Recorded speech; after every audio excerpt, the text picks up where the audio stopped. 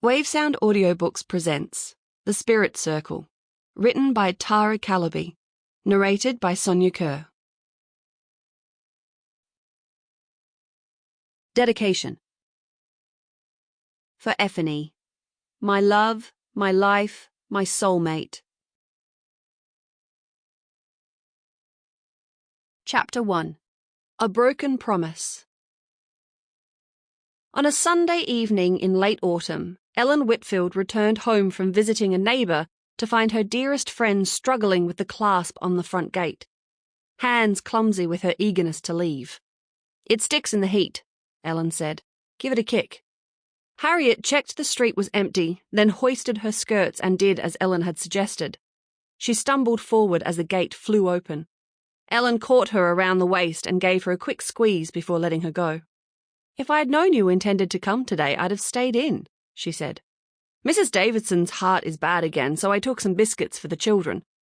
Then I felt obliged to sit with her for a while, and there are only so many things a person can say about the weather," she grimaced, "even on a revolting day like this." It was unseasonably warm for May, and the air was thick with humidity.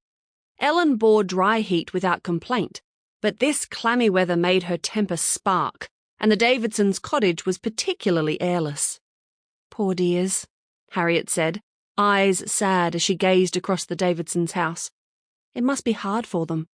First their father, and now they'll probably lose their mother as well." "At that age, I thought my parents would live forever." Harriet frowned. "Yes." Ellen winced. "I'm sorry, Harriet, I didn't think." Harriet managed a weak smile. "Don't be. I don't expect people to avoid the subject forever. I'd rather they didn't, really. I'm sick of walking into a room and having everyone fall silent, only to start whispering the second I leave. She's the one who lost her whole family in that shipwreck. Like it's an exciting story they read in the paper, instead of my life. At least if you've something to say, you'll say it to my face." Ellen laughed. "It's not usually considered a talent, as my brother always reminds me."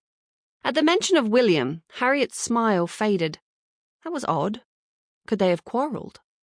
The very idea seemed unthinkable. Love made them blind to each other's faults.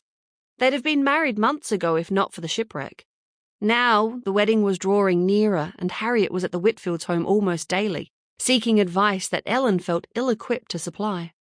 She was 30 now, and despite her mother's coaxing, it seemed increasingly unlikely that she'd stumble into marriage and motherhood.